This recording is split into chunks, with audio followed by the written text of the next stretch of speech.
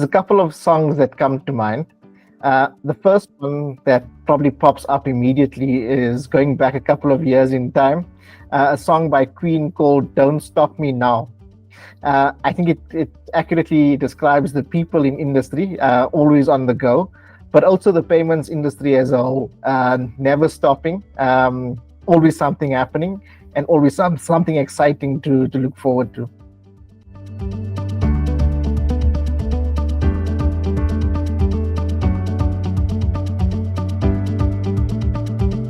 Payments industry is very interesting in that it requires a lot of collaboration across the industry. So it's not just within a financial institution where you typically interact with your peers or your colleagues.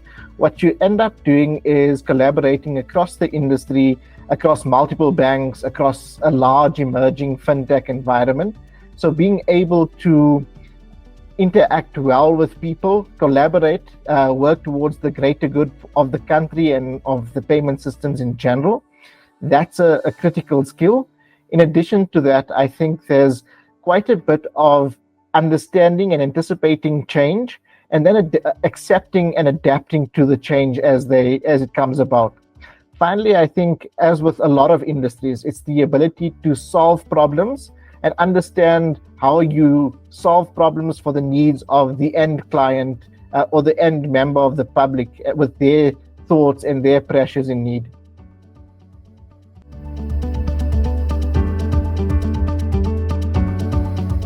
Being a payments professional, we don't often stop and think about what the payment system actually means to the man on the street. We typically tend to get into the nuts and bolts of things. But when you step back, just imagine a world where salary payments weren't made, or if debit orders didn't run, or if you weren't able to go to your local grocer and tap your card to pay for groceries. That's what the payment system enables. So all the way from the largest conglomerate in the country that needs to make payments in high values to its subsidiaries, to the gogo who needs her SASA benefit at the end of the month. That is what the payment system enables. So if you think about it, it's actually the lubrication in this massive machine of the economy, and we make sure that those cogs continue to turn. So every entity within the country, whether you like it or not, is involved in the national payment system and involved in payments. By virtue of you buying a loaf of bread, whether it be through cash or through tapping your card, you're involved. And being involved as a financial institution or within the payments fraternity, you're actually enabling all of those transactions to flow. Without that, everything comes to a standstill. So it's quite significant when you look at, from a bird's eye view, what payments is actually doing. And being part of that is actually quite rewarding when you stop and think that this is what would happen in the absence of payments professionals making these things happen.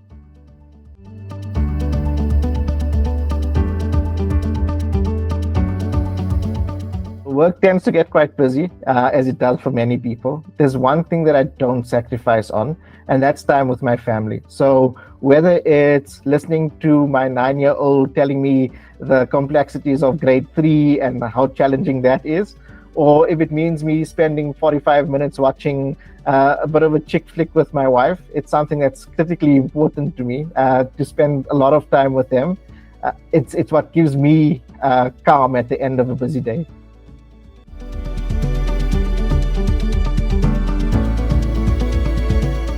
What people tend to be surprised is when I tell them I like arts and crafts. So it's not something typical that a payments nerd would be interested in, but I quite enjoy unwinding by hand painting some model cars. So I create scale model cars, hand paint them, and then put them on the shelf for display.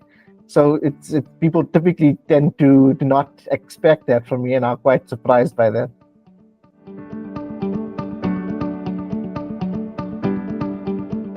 If I cast my mind back to when I was in grade 12, or prior to grade 12, my intention was always to be very far away from the financial institutions or the financial sector. And I had planned initially to become a medical doctor.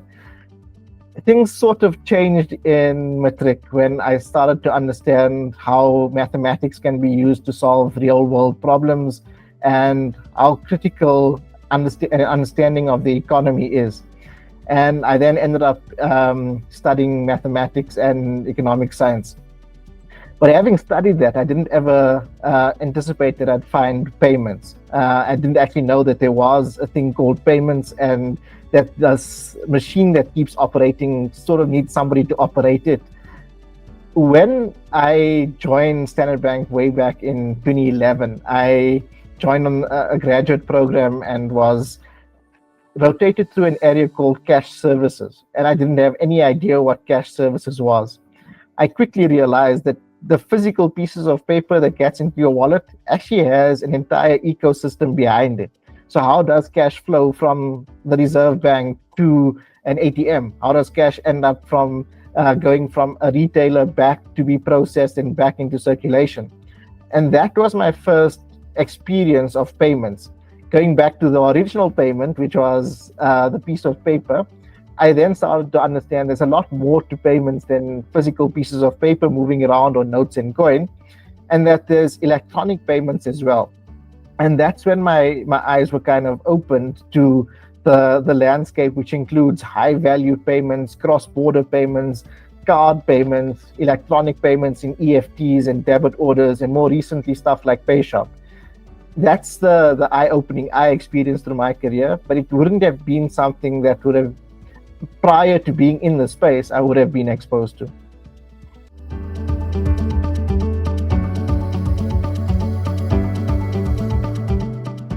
My job title is the head of analytics and data for South African payments within Standard Bank. What that actually means is being able to utilize as much data as possible to understand what's happening within the payments landscape firstly, understand where flows are going, what consumers are doing in terms of their transaction values and volumes, how consumer preference is changing over time. And then the second part of it is utilizing that data to inform what might happen in the future, and then being able to strategize accordingly. So being able to take a current view, apply some mathematics and some logic onto it, and then predict what might happen in the future and how consumers might transact.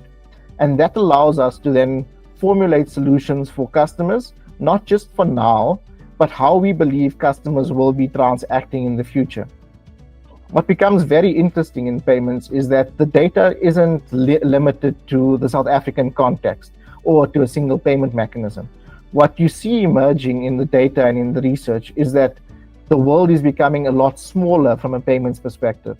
And being able to understand all of those moving parts and getting a sense of the data is where my day job kicks off, and how we start making sense of that and utilizing the information in as intelligent manner as possible.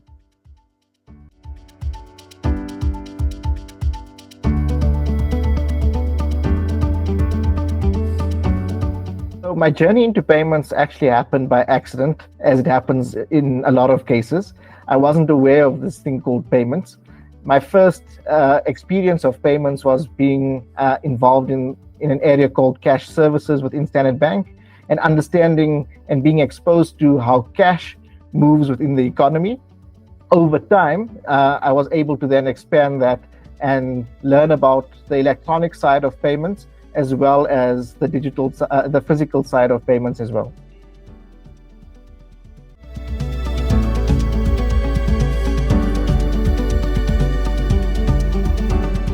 As a PASA SME, I provide training in the advanced certificate in high value payments, specifically focusing on high value cash settlement. What that entails is all of the movements of cash behind the scenes that people don't see. So the movements of cash between the central bank and the commercial banks, how the settlement for that works, how the movement of that physical cash as well as electronic funds works before it gets into the hands of the consumer. Again, it's one of those items that people don't necessarily see from being a consumer on the street, but there's a critical portion in moving cash from the manufacturer, in our case, the central bank, to the hands of the consumer, through multiple different channels. And that's what my SME role is in the PASA training regime.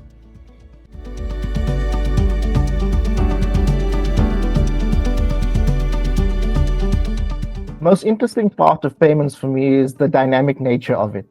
So there's always something happening. There's always something that's changing.